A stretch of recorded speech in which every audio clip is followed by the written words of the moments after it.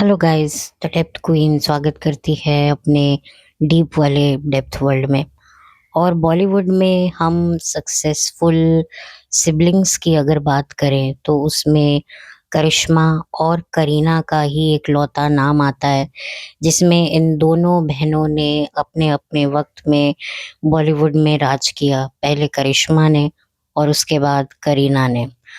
और बहुत ही कम ऐसे सिबलिंग्स आपको बॉलीवुड में मिलेंगे जिन्होंने अपने परिवार की लेगेसी को मिलकर आगे बढ़ाया।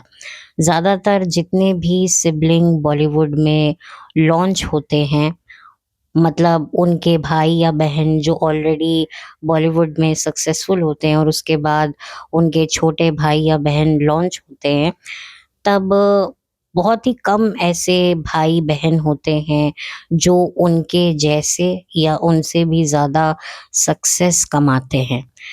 तो मैं आपको ये बता दूं कि मशहूर अभिनेत्री तब्बू, जिन्हें हम आज की तारीख में एक बहुत अच्छी एक्ट्रेस मानते हैं, उनकी बड़ी बहन भी हैं।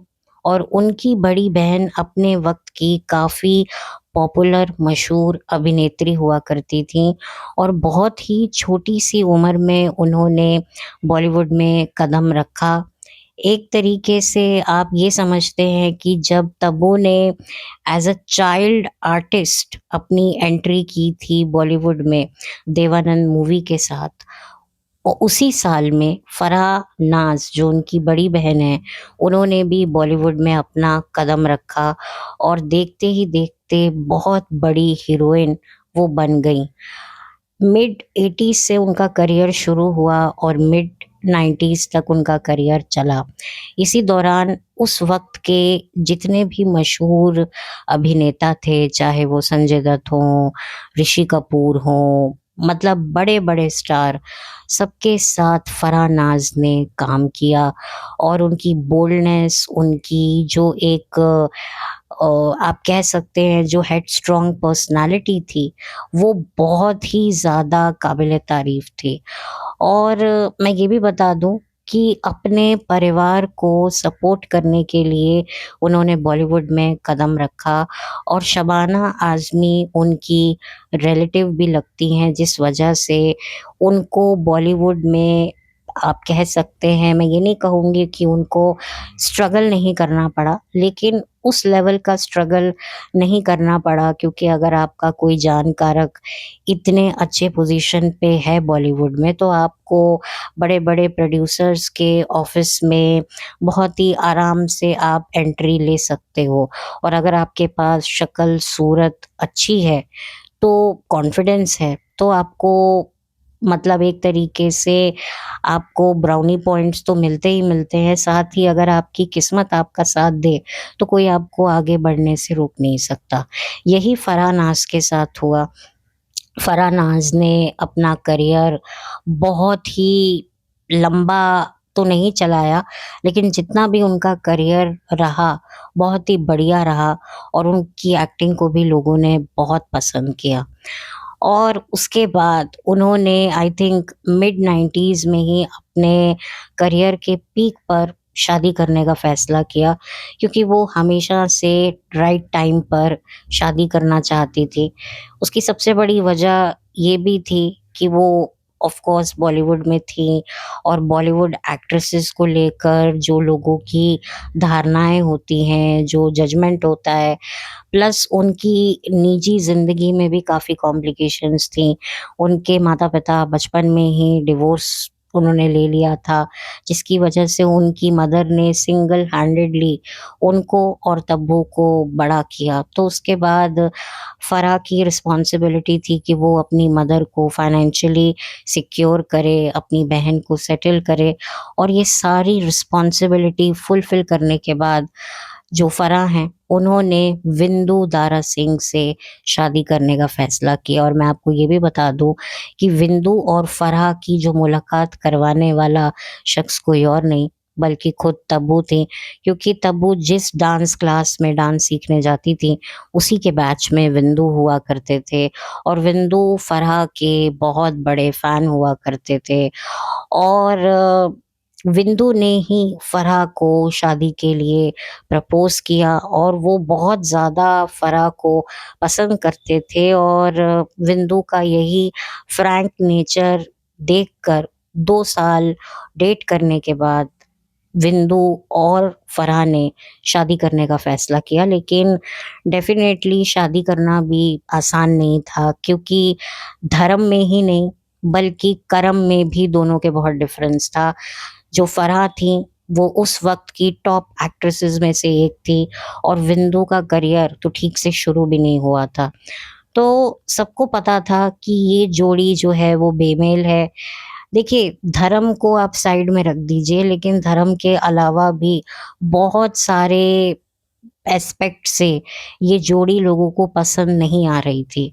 लेकिन विंदु और फराह दोनों ही एक-दूसरे से शादी करने को इतने बेताब थे कि उन्होंने किसी की भी नहीं सुनी। उनको लगा कि अभी लोग बोल रहे हैं, लेकिन बाद में सब ठीक हो जाएगा, और हर कपल यही सोचकर जो है अपने पेरेंट्स को कन्विंस कर लेता है, और विंदु और फराह ने भी अपनी फैमिली को कन्विंस किया और फिर कोर्ट मैरिज की, जिससे वो अपने-अपने रिलिजन को और एक-दूसरे के रिलिजन को रिस्पेक्ट दे सकें और शादी के बाद अपना-अपना रिलिजन फॉलो कर सकें।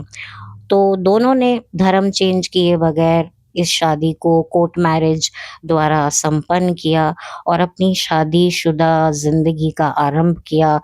और फिर उनके जो इन-लॉज़ थे फराह के, उन्होंने भी उनको बहुत ही खुले मन से एक्सेप्ट किया। अभी कुछ वक़्त पहले फराह नाज़ का एक पुराना इंटरव्यू मेरे को यूट्यूब पे मिला, जहाँ उन्होंने बताया कि मैं शादी के बाद अपना रिलिजन फ़ॉलो करती हूँ और मेरे रोज़े चल रहे थे, तो मेरे जो सास-ससुर हैं, वो मेरे लिए इफ़्तार लेकर आए, तो ऐसा कुछ भी नहीं है।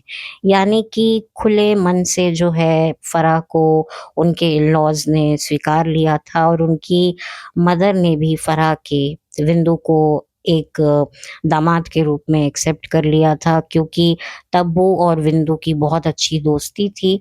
तो एक तरीके से मतलब जो कुछ रूठे हुए लोग थे, वो भी आखिरकार मान गए और इस शादी में शरीक हुए।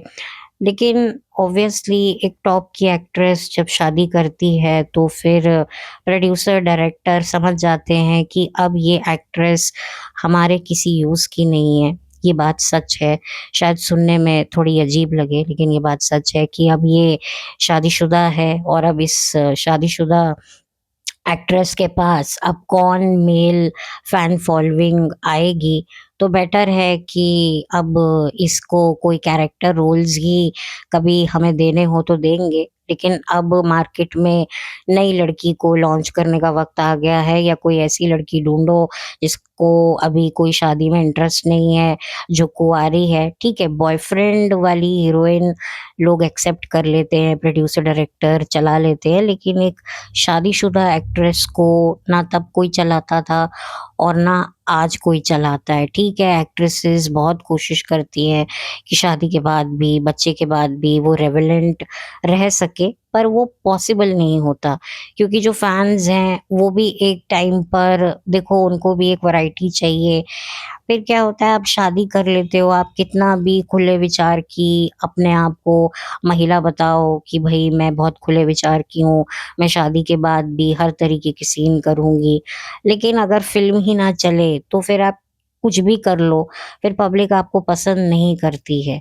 तो कहीं न कहीं धीरे-धीरे इतना कॉम्पिटिशन है इस इंडस्ट्री में कि फिर ना चाहते हुए भी नए-नए चेहरे फ्रंट फुट पर आ जाते हैं और पुराने जो चेहरे होते हैं वो कैरेक्टर रोल्स में शिफ्ट हो जाते हैं। और यही कहा था फराह ने अपने इंटरव्यू में, और ये इंटरव्यू बहुत पुराना है। ये उनकी शादी के बाद का इंटरव्यू है, जहाँ उन्होंने बताया कि हाँ, मैं समझती हूँ कि अब मुझे रोल मिलने कम हो गए और मैं इस बात से भली-भाँति परिचित हूँ, और मैं समझती हूँ कि प्रोड्यूसर्स को भी अब डर लगता है कि कहीं शादीशुदा एक्ट्रेस प्रेग्नेंट हो गई तो फिर प्रॉब्लम हो जाएगी, क्योंकि जब कोई महिला प्रेग्नेंट होती है तब उसके शरीर पर वो सारे चेंजेस प्रेगनेंसी के दिखने लगते हैं। और ये एक ब्यूटी बिज़नेस है, यहाँ पर हीरो हीरोइन को हमेशा परफेक्ट दिखना है, फिज़िकली भी और फिज़िक वाइज़ भी परफेक्ट अपने आप को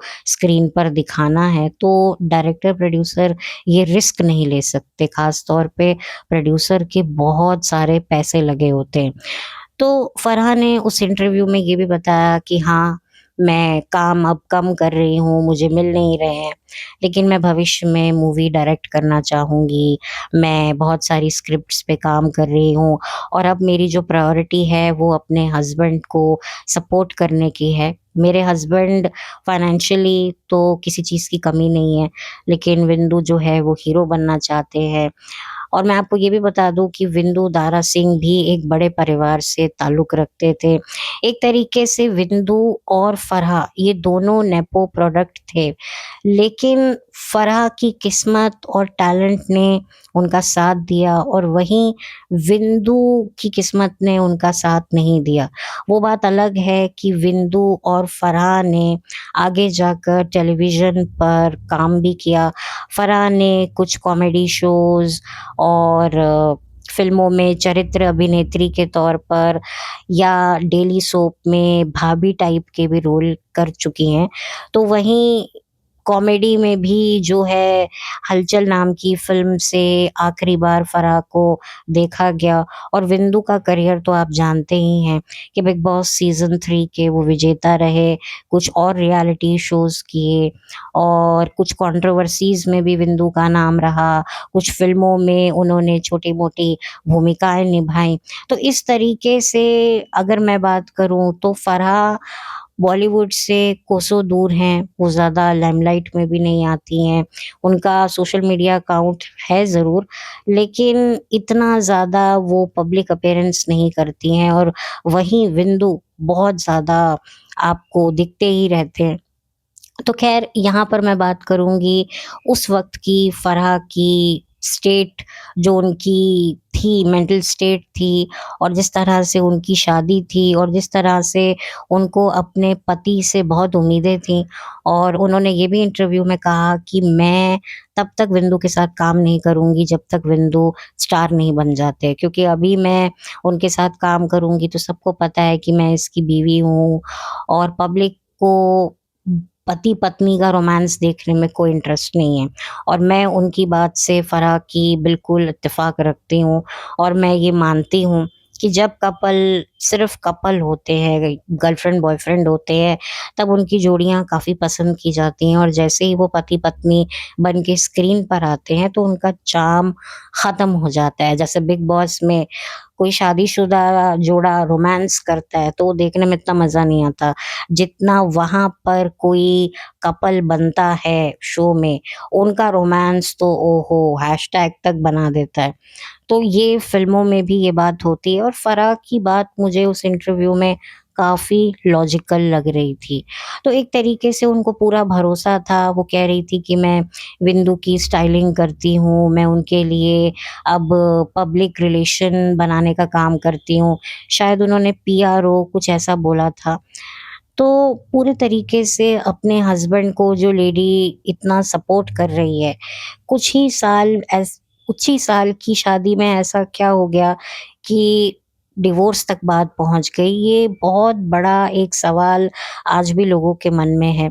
विंदु समय-समय पर किसी न किसी पॉडकास्ट में जाकर कुछ न कुछ बातें करते रहते हैं, जिसमें उनको ये फ़ील होता है कि शायद ऐसा हुआ होगा, तो इस वजह से ये हुआ। देखिए क्या होता है ना, कपल्स के बीच में कुछ ऐसे टाइप के प्रॉब्लम होते हैं, जो दोनों को पता होते हैं और कुछ ऐसे टाइप के प्रॉब्लम होते हैं जो सिर्फ़ एक पर्टिकुलर इंसान को पता होते हैं, आपको नहीं पता होते।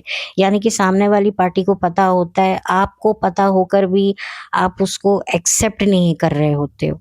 और कुछ ऐसे पॉइंट होते हैं जो आपको उस इंसान के साथ रहते हुए तो पता नहीं चलते, उससे अलग हो जाने के बाद भी पता नहीं चलते, पर कई सालों के बाद आपको शायद महसूस होता है कि हाँ, ये भी एक कारण हुआ होगा कि ये हमारा डिवोर्स हुआ। तो वो इस तरह की बातें बताते रहते हैं विंदु, जिसको मैं सुनती रहती हूँ। देखिए एग्ज़ैक्टली रीज़न क्या है वो तो विंदु कभी बताएँगे ही नहीं, और फरहा ने भी कभी भी विंदु के बारे में ज़्यादा बात नहीं की, और फरहा को कभी भी मैंने किसी पॉडकास्ट पे आकर कोई भी बात करते हुए, इंटरव्यू देते हुए मैंने तो नहीं देखा। उनके उस वक़्त के को-स्टार उनके बारे में बात करते ज़रूर हैं, लेकिन फरहा को मैंने नहीं देखा। तो वही बात मैं करूँ विंदु और फराह की, तो दोनों ने कुछ ही साल साथ रहने के बाद एक दूसरे से अलग रहने का डिसीजन लिया, और दोनों ने ही बहुत ही जल्दी अपनी लाइफ में मूव ऑन कर लिया। फराह ने तो बहुत ही जल्दी कर लिया, और फराह ने जिसके साथ अपनी लाइफ को दोबारा से शुरू किया, वो भी एक वक़्त पे उनके को-स्टार रह चुके हैं, सुमित सहगल। सुमित सहगल भी फ़िल्मों में 80s के दशक में आया करते थे। उनके पिता भी उस वक़्त के जाने-माने सिनेमाटोग्राफ़र थे, उन्हीं के बेटे थे सुमित सहगल।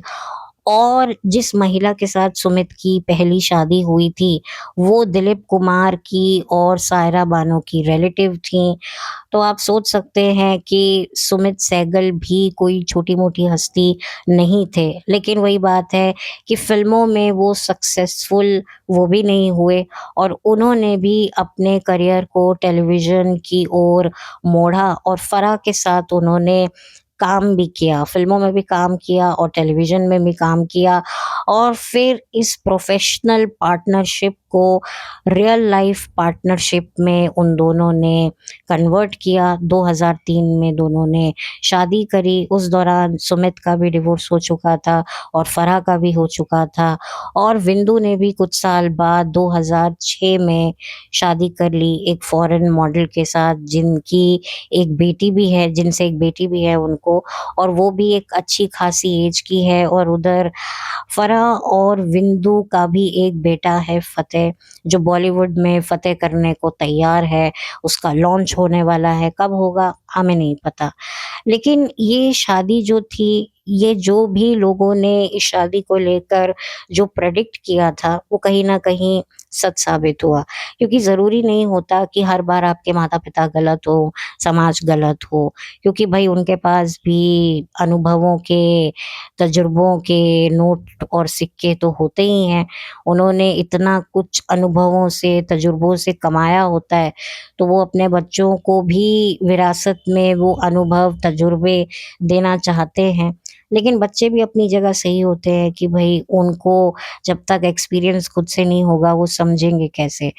और शायद जो अटकलें लगाई जा रही थी कि ये शादी का कोई भविष्य नहीं है, ये बेमेल जोड़ी है, वो कहीं न कहीं सही साबित हुई, और दोनों की राहें अलग हो गईं। देखिए, दोनों ने आज शादी कर ली, दोनों की अपनी-अपनी लाइफ़ है।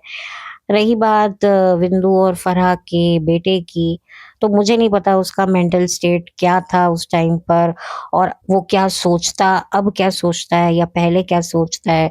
और उससे भी बड़ी बात है कि दोनों पेरेंट्स अपनी लाइफ़ में मूव ऑन कर गए, तो सबसे ज़्यादा जो कपल्स के डिवोर्स का जो खामियाज़ा किसी को अगर भुगतना पड़ता है, तो वो बच्चे ही होते हैं। तो ठीक है, अब इनकी लाइफ़, इन लोगों की जो लाइफ़ होती है, इनकी जो अपने बच्चों को जो लाइफ़स्टाइल ये प्रोवाइड करते हैं, तो बच्चे भी बहुत जल्दी मूव ऑन कर जाते हैं। तो उनके बच्चों में भी रिलेशनशिप को लेकर वो डेप्थ तो रहता ही नहीं है, क्योंकि एक आम इंसान जो यातनाएँ मानसिक, शारीरिक भुगतता है, और साथ ही साथ में उसके परिवार वाला भी वो यातनाएँ उसे सहते हुए देखता है, तो परिवार के सदस्य भी उन यातनाओं से बहुत कुछ सीखते हैं। लेकिन यहाँ पर जिस तरीके का माहौल, जिस तरह की लाइफ़ ये स्टार्स जीते हैं, तो उनके बच्चों को डेफ़िनेटली उनके बच्चे भी ट्रॉमाटाइज़ तो होते हैं। लेकिन फिर वो भी उस ट्रॉमा से अपनी समझ से बाहर निकल आते हैं, अपने-अपने तरीकों से वो मूव ऑन कर जाते हैं, और उनके तरीके काफ़ी ज़्यादा आपको पता ही है, डिस्कस करने लायक नहीं होते हैं। तो अब मुझे फ़तेह के बारे में तो नहीं पता, लेकिन इतना पता है कि वो बॉलीवुड में डेब्यू करने वाला है। तो मेरी शुभकामनाएँ हैं फ़तेह से। अब मैं फ़तेह की पर्सनल लाइफ़ के को तो क्या जज करूँगी, लेकिन ठीक है, अब उसने एक्सेप्ट कर लिया अपने माँ-बाप का सेपरेशन और अपने माँ-बाप की नए पार्टनर को लेकर जो डेस्परेशन है, उसको भी एक्सेप्ट कर लिया कि उन्होंने दूसरी शादियाँ कर ली हैं। फ़ादर ने तो दूसरी शादी से एक बच्चा पैदा कर लिया है और उस बच्चे के साथ एक अच्छा बॉन्ड भी फ़ादर ने मेंटेन करवाया है, क्योंकि विंदु ने ये कहा था कि मैं चाहता हूँ कि मेरे दोनों बच्चों का बॉन्ड बना रहे, क्योंकि ज़िंदगी बहुत छोटी होती है, तो कोई फ़ायदा नहीं है इतना कोई भी मन में ग्रजेस रख कर, क्योंकि हम लोग तो बैठे रहेंगे नहीं। तो तुम हमारी फैमिली का हिस्सा हो तुम दोनों, तो मैं चाहता हूँ कि हमारे जाने के बाद भी तुम लोग एज़ अ ब्रदर सिस्टर अपने आपस में रहो, कनेक्ट रहो, स्ट्रॉन्ग रहो। तो ये एक अच्छा मैसेज तो दिया है विंदु ने, मैं इसको गलत नहीं कह सकती हूँ। क्योंकि फिर एक टाइम बाद वक़्त के साथ हर इंसान समझ जाता है, भूल जाता है, एक्सेप्ट कर लेता है, और जब आपकी लाइफ़ में एक अच्छा-अच्छा सब कुछ हो रहा होता है, तो फिर आप क्या है, चीज़ों को इतना माइंड नहीं करते हो। लेकिन अगर आप खुद अपनी लाइफ़ में बहुत ही ज़्यादा मेंटल प्रेशर से गुज़र रहे होते हो, तो किसी भी तरह का दबाव, किसी भी तरह की सलाह आप एक्सेप्ट नहीं करते हो। तो ऑब्वियसली फ़तेह को ये सब एक्सेप्ट करवाने में, इनफैक्ट जितने भी डिवोर्सी कपल होते हैं, जिनके बच्चे होते हैं, तो उनको कन्विंस करने के लिए, उन बच्चों को अपने डिसीज़न पर राज़ी करने के लिए पेरेंट्स को काफ़ी जद्दोजहद तो करनी पड़ती है। लेकिन कुछ बच्चे होते हैं जो अंदर सब कुछ दबा जाते हैं, जो उस वक़्त तो कुछ नहीं बोलते, लेकिन लेटर स्टेज में, एक पर्टिकुलर स्टेज में उनके इमोशंस चाहकर भी अंदर रह नहीं सकते, और समय-समय पर, मौके-मौके पर वो निकलते हैं, और जब निकलते हैं, तो लोगों से एक्सेप्ट नहीं होते। तो ये एक बहुत बड़ी दुविधा है, और इस दुविधा की कोई परमानेंट सुविधा नहीं है, और अगर इसकी सुविधा आपको चाहिए तो आपको बहुत ज़्यादा मैच्योर होना पड़ेगा, तब जाकर आप चीज़ों को एक्सेप्ट कर पाओगे। क्योंकि कुछ ऐसे लाइफ में डिसीज़न्स होते हैं, सिचुएशंस होती हैं, जिनको एक्सेप्ट करना इतना आसान नहीं होता। पर ठीक है, अब इनके बच्चे की, फ़तेह की क्या कंडीशन रही होगी, वो क्या समझता है, वो क्या देखता है, वो अपने पेरेंट्स के डिवोर्स को उसने किस तरीके से लिया, वो तो वही जाने। बट जो भी है, विंदु और फराह आज अपनी ज़िंदगियों में खुश हैं। उधर फराह भी अपने दूसरे शौहर के साथ खुश है, और इधर विंदु भी अपनी नई बीवी के साथ खुश है और अपनी लाइफ जी रहा है। तो कभी-कभी प्यार हार जाता है और समाज जीत जाता है। मतलब जो आप डिसीज़न लेते हो, तो कभी-कभी जब आप खुद से अपनी मर्ज़ी से दुनियादारी के खिलाफ जाकर, परिवार जाकर जब आप कोई डिसीज़न लेते हो, तो फिर क्या हो जाता है, डिसीज़न वर्सेस एवरीवन। यानी कि सारी दुनिया, परिवार एक तरफ, और आप अपने डिसीज़न के साथ एक तरफ, और उसके बाद फिर जो परिवार और समाज है, वो आपको और आपके डिसीज़न को हालात और वक़्त के हवाले कर देता है। तो अगर हालात और वक़्त आपके पक्ष में आ गए आपके डिसीज़न के, तो दुनिया और आपके परिवार का मुँह बंद हो जाएगा, और अगर आपके डिसीज़न नहीं सही हुए, तो फिर समाज और परिवार आपको खरी-खोटी सुनाएगा कि हमने तो कहा था ना, मैंने बोला था ना, देख लिया ना।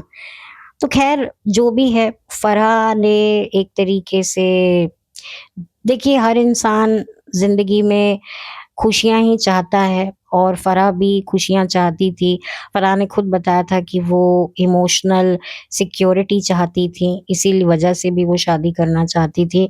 क्योंकि बचपन में माता-पिता को अलग होते हुए देखना, और एक लड़की के सर से पिता का साया दूर चला जाना, वो बहुत बड़ी बात होती है, क्योंकि एक लड़की की ज़िंदगी में अगर कोई पहला मर्द होता है तो वो उसका पिता होता है। पिता ही उसे सपोर्ट करता है, उसकी बैकबोन बनता है, वो उससे बात-बात पे कहता है कि तू चिंता मत कर, तेरा बाप बैठा है ना। तो ये एक फादर का बहुत बड़ा रोल होता है, और जिस लड़की को ये सुनने को नहीं मिलता, इवन फादर को ज़्यादा देखने को भी नहीं मिलता, तो फिर उस लड़की की मेंटल साइकोलॉजी पर कितना असर पड़ता है। तो इसी वजह से वो चाहती है कि जो उसका बॉयफ्रेंड है या हस्बैंड जो बने, वो उसके लिए एक पिता का भी फर्ज़ निभाए। और जब वो हस्बैंड हस्बैंड भी नहीं, पिता भी नहीं, वो कुछ भी उसके लिए नहीं बन रहा है, तो फिर वो औरत जो है फिर काफ़ी ज़्यादा निराश हो जाती है, और जिसकी वजह से मुझे ऐसा लगता है कि शायद इमोशनल एक्सपेक्टेशंस खरी नहीं उतरी, जिसकी वजह से ये डिसीज़न लिया गया। और देखिए एग्ज़ैक्टली दोनों के बीच में क्या हुआ था ये तो कोई नहीं जानता है, क्योंकि एग्ज़ैक्टली तो अब बहुत वक़्त हो गया है, यानी कि बहुत पुरानी बात हो गई है, तो कोई भी अब आकर अपनी पर्सनल लाइफ़ को तो नहीं खोलेगा, और खोलना भी नहीं चाहिए। और स्पेशली जब आपके बेटे का लॉन्च होने वाला है, तो आप कोई भी ऐसी स्टेटमेंट नहीं बोल सकते जिससे आपके बेटे के ऊपर कोई बात आए। तो आई डोंट नो क्या रीज़न रहा, लेकिन मुझे ऐसा लगता है कि बहुत सारी एक्सपेक्टेशंस थी इस शादी को लेकर फराह की तरफ से, जो पूरी नहीं हो पाई। इवन विंदु को भी नहीं पता था, विंदु को भी लग रहा था कि नहीं यार, हो जाएगा, मैं कर लूँगा, कोई बात नहीं, देखा जाएगा। तो वो देखा जाएगा, कभी-कभी देखा जाता नहीं है, तो इसकी वजह से फिर कपल सेपरेट हो जाते हैं। और नुकसान तो देखिए बच्चों का ही होता है। नो मैटर बच्चे आगे जाकर मैच्योरिटी दिखाते हैं, चीज़ों को एक्सेप्ट कर लेते हैं, लेकिन अंदर दिल के किसी कोने में कुछ तो तकलीफ़ें उनकी रह जाती हैं, जो लेटर स्टेज में बाहर आती हैं। तो ख़ैर ये एक छोटी-सी कहानी थी जो आपको सुनानी थी। ये कहानी के बारे में बहुत सारे लोग जानते ही होंगे, बहुत सारे लोगों को इस बारे में अब पता ही होगा, क्योंकि विंदु काफ़ी चर्चा में रहते हैं, और जब विंदु चर्चा में रहते हैं तो उनका पास्ट, उनका अतीत भी चर्चा में आ जाता है। लेकिन हाँ, कुछ ऐसे भी लोग होंगे जिनको नहीं पता होगा, इनफैक्ट किसी को तो ये भी नहीं पता होगा कि तब्बू जो इतनी सक्सेसफुल एक्ट्रेस है, उनकी बहन भी कभी बॉलीवुड में सक्सेसफुल हुआ करती थी। वो बात अलग है कि आज तब्बू उनसे ज़्यादा सक्सेसफुल हैं। जैसे एक वक़्त पे करिश्मा कपूर बहुत सक्सेसफुल हुआ करती थी, लेकिन जैसे ही करिश्मा रिटायर हुई, करीना ने बॉलीवुड में अपना राज बनाना शुरू कर दिया, और फिर काफ़ी लंबे समय तक करीना ने राज किया, और आज भी वो कुछ ना कुछ करती हुई दिखती हैं। उधर तब्बू ने शादी नहीं की, तब्बू काफ़ी स्मार्ट, इंटेलिजेंट निकली। उन्होंने अपनी माँ और अपनी बहन का हाल देख लिया था। जो घर में सबसे छोटा जो सिबलिंग होता है ना, उसका फ़ायदा ये होता है कि वो अपने घर में जो अपने बड़े-बुज़ुर्गों की सिचुएशंस को काफ़ी ज़्यादा नोट करता है, और उन गलतियों को वो रिपीट नहीं करता, जिसकी वजह से उसकी लाइफ़ सेफ़ हो जाती है, और यहाँ पर तब्बू की लाइफ़ भी सेव तो हुई है। नो मैटर वो कुछ ना कुछ ऊट-जलूट बातें वो भी करती रहती हैं, जिसको कभी मैंने कुछ वक़्त पहले अपने चैनल पर डिस्कस किया था। तो वो एक अलग बात है, लेकिन तब्बू ने बॉलीवुड में अपना करियर बनाया। तब्बू भी एक नेपो प्रोडक्ट हैं, लेकिन एक अच्छी वाली नेपो प्रोडक्ट हैं, उनमें टैलेंट है, जिसके बारे में मैं बात कई बार कर चुकी हूँ। और बस मुझे यही बात कहनी थी, और इस वीडियो को बनाने का मेरा मकसद ही यही था कि कभी-कभी समाज और आपका परिवार आपको जो है ज़्यादा आपसे समझ लेता है। यानी कि ज़रूरी नहीं है कि परिवार और समाज हर बार जो आपके लिए प्रेडिक्ट करे, वो गलत ही हो। और यहाँ पर जो समाज परिवार ने जो प्रेडिक्ट किया था विंदु और फराह के रिलेशनशिप को लेकर, वो कहीं न कहीं सही साबित हुआ। नो मैटर उन्होंने शायद सोचा होगा कि एक दिन भी नहीं बनी, यहाँ आपने कुछ साल साथ निकाले, बच्चा भी पैदा किया। लेकिन at the end of the day जो उन्होंने सोचा था कि ये रिश्ता ज़्यादा चलेगा नहीं, वो बात कहीं न कहीं साबित हुई है। तो कुछ ऐसी लव स्टोरीज़ होती हैं, जिस लव स्टोरीज़ का प्रेडिक्शन समाज पहले से ही कर देता है कि ये रिश्ता ज़्यादा चलेगा नहीं, और कभी-कभी जो समाज है वो सही साबित होता है। और विंदु और जो ये फ़राह हैं, इन्होंने कहीं न कहीं समाज को सही साबित किया, दुर्भाग्यवश। बट ठीक है, आज अपनी-अपनी ज़िंदगी में दोनों सुखी हैं और सुखी रहें, यही हमारी कामना है, शुभकामनाएँ हैं। बाकी इनकी अंदर की लाइफ़ कैसी है, ये तो यही जाने। और फराह ने भी इनडायरेक्टली, डायरेक्टली हमेशा विंदु को सपोर्ट ही किया है डिवोर्स के बाद भी, चाहे वो बिग बॉस में थे, चाहे वो किसी कंट्रोवर्सी में फँसे, या दारा सिंह जी की जब डेथ हुई थी तब वो गए थे क्रिमेशन पर अफ़सोस के लिए। तो ऐसा नहीं है कि वही वही वाली बात है ना कि जब दूर हो गए तो सारे गिले-शिकवे भी दूर हो गए। ये सारे गिले-शिकवे तभी रहते हैं जब 2 लोग साथ में रहते हैं। जब एक छत के नीचे से निकल जाते हैं तो गिले-शिकवे भी दिल से निकल जाते हैं, और यही हाल फराह और विंदु का हुआ, क्योंकि उनका एक बेटा भी था, तो उनको एक-दूसरे से कॉर्डियल तो रहना ही था। और इंडस्ट्री में जब आपको अपने बच्चों को लॉन्च करना होता है तो थोड़ा-सा मैच्योरिटी लेवल अपना थोड़ा बढ़ाना पड़ता है, अपने आप को ब्रॉड माइंडेड दिखाना पड़ता है। तो बहुत सारी गिमिक्स होते हैं, और फराह तो इंडस्ट्री में बहुत सालों से है, और अपनी बहन को भी उन्होंने सक्सेसफुल होते हुए देखा है, और अब अपने बेटे को वो देखने को तैयार हैं, और अपने न्यू हस्बैंड के साथ एक अच्छी ज़िंदगी वो जी रही हैं। तो ठीक है, अच्छी बात है, लेकिन अब क्या कह सकते हैं, हम लोगों का तो काम है पास्ट में जाकर कुछ ऐसी बातें आप लोगों के लिए लेकर आना, जो शायद ये बातें कुछ सेलेब भी अपने बारे में नहीं करते हैं। शायद ये लोग भी अब उस चैप्टर को कभी याद नहीं करते होंगे। विंदु तो इस बारे में बहुत बात करते हैं जब लोग उनसे जानना चाहते हैं कि भई क्यों हुआ उनका डिवोर्स? एक सक्सेसफुल एक्ट्रेस के साथ शादी करना क्या महँगा पड़ा? तो देखिए, महँगा पड़ता भी है, नहीं भी पड़ता है।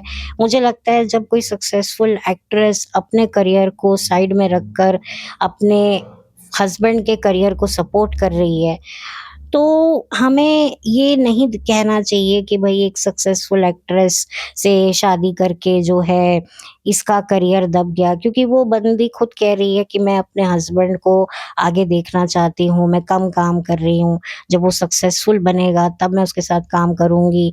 क्योंकि वो ये नहीं चाहती है कि मेरी वजह से लोग सिनेमाघर में फ़िल्म देखने को आए, वो चाहती थी कि मेरे हस्बैंड की वजह से लोग फ़िल्म देखने आएँ। तो जब एक औरत इतना कुछ करती है तो फिर उसके बाद जब उसको वो सारी एक्सपेक्टेशंस अपनी पूरी होते हुए नहीं दिखती है, तो फिर वो एक स्टैंड लेती है। अब वो स्टैंड गलत था, सही था, मुझे नहीं पता। हालाँकि विंदु का एग्ज़ैक्टली क्या पर्सपेक्ट है शादी को लेकर, या क्या वो कहते हैं, वो कुछ ना कुछ छोटी-मोटी बातें करते रहते हैं, लेकिन एग्ज़ैक्टली तो देखो कोई भी नहीं बताएगा कि क्या रीज़न था, क्या था। लेकिन ज़रूरी नहीं होता कि हर बार एक सक्सेसफुल एक्ट्रेस का सक्सेसफुल होना ही उसकी शादी टूटने का कारण होता है। कभी-कभी जब उसके सैक्रिफाइसेस, कॉम्प्रोमाइज़ेज़ को एप्रिशिएट नहीं किया जाता या टेकन फॉर ग्रांटेड लिया जाता है, तो ये भी हो सकता है कि उसको तकलीफ़ पहुँचती है, या फिर कुछ और रीज़न हो सकता है कि भई यहाँ तो मैं अपना वक़्त बर्बाद कर रही हूँ, मुझे तो कुछ भी कहीं से भी वो इमोशनल सिक्योरिटी, फाइनेंशियल सिक्योरिटी मिल ही नहीं रही है, तो फिर मैं क्यों इस इंसान के साथ रहूँ? देखिए, जिसके साथ बीतती है वही एग्ज़ैक्टली बता सकता है, और कभी-कभी तो इंसान बताता भी नहीं है क्योंकि इतना वक़्त निकल जाता है, फिर मेमोरीज़ भी सबकी ग्रो होती हैं, फिर लगता है क्या पुरानी बातों को याद करके अपना प्रेज़ेंट ख़राब करूँ। जो चल रहा है वो बहुत खूबसूरत है, मैं उसमें ही खुश हूँ, मैं क्यों पुरानी बातों को याद करूँ। जो बीत गया वो एक बुरा सपना था, और आज जो है वो एक खूबसूरत हकीकत है। तो हम यहाँ पर किसी को भी ब्लेम नहीं कर सकते। ना फराह को हम पूरे तरीके से शादी टूटने का ज़िम्मेदार मान सकते हैं और विंदु को भी नहीं मान सकते, क्योंकि विंदु ने भी सोच समझ के शादी की थी कि भई मैं एक एक्ट्रेस से शादी कर रहा हूँ जिसका मैं फ़ैन हूँ। आज मैं उसका फ़ैन हूँ और अब मैं उसका मैन हूँ। तो अब मुझे जो है अपने आप को साबित करना है, लेकिन वो नहीं कर पाए। वो नहीं अपनी वाइफ़ को, आई डोंट नो क्या रीज़न रहा, लॉयल्टी रही या फिर इनसिक्योरिटी रही, बहुत रीज़न्स होते हैं। लेकिन जब इंसान प्यार में होता है, तब उसको लगता है कि नहीं, मैं प्यार में हूँ, मैं प्यार में सब कुछ बर्दाश्त कर लूँगा, सब कुछ निभा लूँगा, हो जाएगा, हम मिलके सब मैनेज कर लेंगे, मिलके ये कर लेंगे। बड़े-बड़े वादे एक-दूसरे के साथ करते हैं, खुद से करते हैं, लेकिन जब शादी होती है, संजोग बदलते हैं, तब एक-दूसरे से क्या, खुद से भी किए हुए वादे भूल जाते हैं। तो यहाँ पर मैं किसी को भी अब ब्लेम नहीं करना चाहती, क्योंकि बहुत पुरानी बात हो गई है। लेकिन हाँ, कुछ ऐसी कहानियाँ होती हैं, जिनके बारे में हम बात करके बहुत कुछ सीखने को हमें मिलता है, बहुत कुछ समझने को मिलता है कि लाइफ़ में आज जो हमें प्यारा लग रहा है, वो भविष्य में भी हमें उतना प्यारा लगेगा, इसकी कोई गारंटी नहीं है। और आज जो हमें दुनिया का सबसे खराब इंसान लग रहा है, क्या भविष्य में भी वो हमें ऐसा ही लगेगा? उसकी भी कोई गारंटी नहीं। तो गारंटी तो किसी की भी नहीं है। तो ये प्यार, मोहब्बत, शादी, अब मैं कितना बोलूँ? मैं बहुत बोल चुकी हूँ। आप लोग खुद समझदार हैं। तो इसी पॉइंट को मैं यहाँ छोड़ती हूँ और आगे बढ़ती हूँ, और जल्दी मिलूँगी एक नए वीडियो के साथ। तब तक के लिए thank you so much. Have a blessed day. और बताइएगा आपको ये मेरा वीडियो कैसा लगा? ज़्यादा कुछ है नहीं, क्योंकि बात बहुत पुरानी है, तो उन पुरानी बातों को मैं लेकर तो ज़रूर आई हूँ, लेकिन मैं यहाँ पर किसी को भी जज नहीं करूँगी, ना फ़राह को, ना बिंदु को। बस ठीक है, नहीं बनी, नहीं चली, नहीं मन मिले, बस इतना ही साथ लिखा था। क्योंकि यहाँ पर ज़िंदगी में जो भी हमें साथ मिलता है, वो हिसाब से मिलता है। जितना हिसाब रहता है, साथ में रहता है। हिसाब ख़त्म, तो या तो इंसान किसी कारणवश हमारी ज़िंदगी से चला जाएगा, या इस दुनिया से ही चला जाएगा, या हम ही उसकी ज़िंदगी से चले जाएँगे, या इस दुनिया से चले जाएँगे। सब हिसाब-हिसाब की बात है। वही वाली बात है कि किस्मत का भी एक बहुत बड़ा रोल होता है। हमें लगता है कि यार जब हमने ये चीज़ कर ली मेहनत से, तो सामने वाला भी कर लेगा। लेकिन वो भूल जाता है कि ऑफ़ कोर्स आपने मेहनत करी, आप में टैलेंट था, लेकिन किस्मत का भी एक बहुत बड़ा रोल था। आपकी किस्मत ने तो आपका साथ दे दिया, लेकिन सामने वाले की किस्मत अगर उसका साथ नहीं दे रही, तो फिर क्या करे? और चलो नहीं दे रही है, इंसान मेहनत कर रहा है। विंदु ने भी टेलीविज़न पर काफ़ी काम किया, अपने आप को रेलेवेंट रखा, लेकिन वही वाली बात है कि बहुत वक़्त बाद बिग बॉस सीज़न 3 से ही उनको लोगों ने ज़्यादा अच्छे से जानना शुरू किया। तब तक फ़राह उनकी ज़िंदगी से जा चुकी थी, उनकी दूसरी शादी हो गई थी विंदु की, बच्चा भी हो गया था। ठीक है, वक़्त लगता है, अब कई लोगों में पेशेंस नहीं होता, कई लोगों ने कहीं न कहीं माइंड सेट किया होता है कि भई इतना मैं वेट करूँगा या वेट करूँगी, ठीक हुआ तो ठीक है, नहीं तो फिर यहीं पर ख़त्म करते हैं।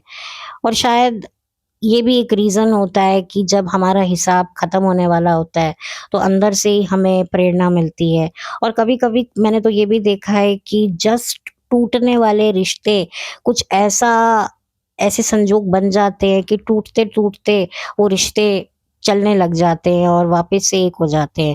और कुछ मैंने ऐसे रिश्ते देखे हैं जो बहुत परफ़ेक्ट होते हैं, लेकिन एक छोटी-सी एक ऐसा इंसिडेंस हो जाता है कि वो रिश्ता टूट जाता है हमेशा-हमेशा के लिए।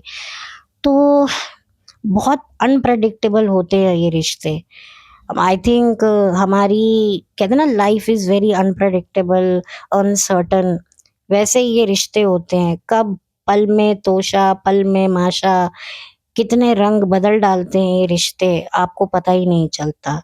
और आप रियलाइज़ करते रह जाते हो, यार ये गलती होगी, शायद इस वजह से टूटा, मुझे अब लगता है, मुझे अब रियलाइज़ होता है। बट ख़ैर जब तक रियलाइज़ होता है, बहुत देर हो चुकी होती है। सो इसी के साथ thank you so much, have a blessed day.